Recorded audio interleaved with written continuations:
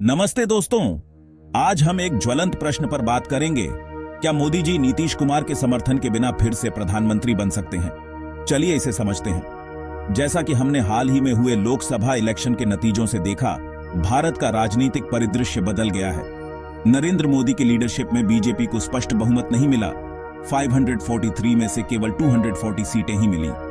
ये 272 सीटों के बहुमत से काफी कम है।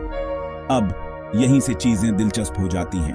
बीजेपी एक बड़े गठबंधन का हिस्सा है जिसे राष्ट्रीय जनतांत्रिक गठबंधन या एनडीए कहते हैं। इस गठबंधन के भीतर दो प्रमुख खिलाड़ी सामने आए हैं जो किंगमेकर बन सकते हैं। जनता दल यूनाइटेड से नीतीश कुमार और तेलुगु देशम पार्टी से एन चंद्रबाबू नायडू। दोनों की पार्टियों के पास कुल 28 सीटें हैं। तो मोदी जी के लिए इसका क्या मतलब है? इसका मतलब है बातचीत और समझौता। स्पष्ट बहुमत के बिना बीजेपी को अपने सहयोगियों के समर्थन की पहले से ज्यादा जरूरत है।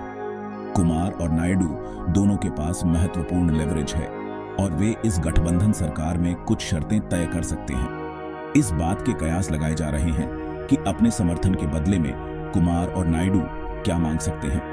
कैबिनेट पदों से लेकर विशिष्ट पॉलिसी कंसेशंस तक ये संभावनाएं मोदी जी के तीसरे कार्यकाल को बदल सकती हैं। अगर ऐसा होता है तो इसके अलावा दोनों नेताओं ने मोदी जी को समर्थन देने की इच्छा दिखाई है, लेकिन यह समर्थन बिना शर्त के नहीं है।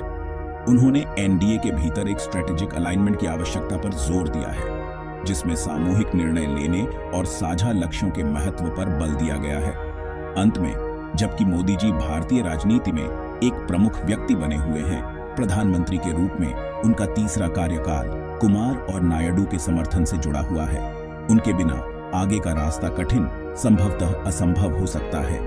भारत के राजनीतिक भविष्य को निर्धारित करने में आने वाले सप्ताह महत्वपूर्ण होंगे। देखते रहने के लिए धन्यवाद। जुड़े रहें, इन्फॉर्म्ड रहें।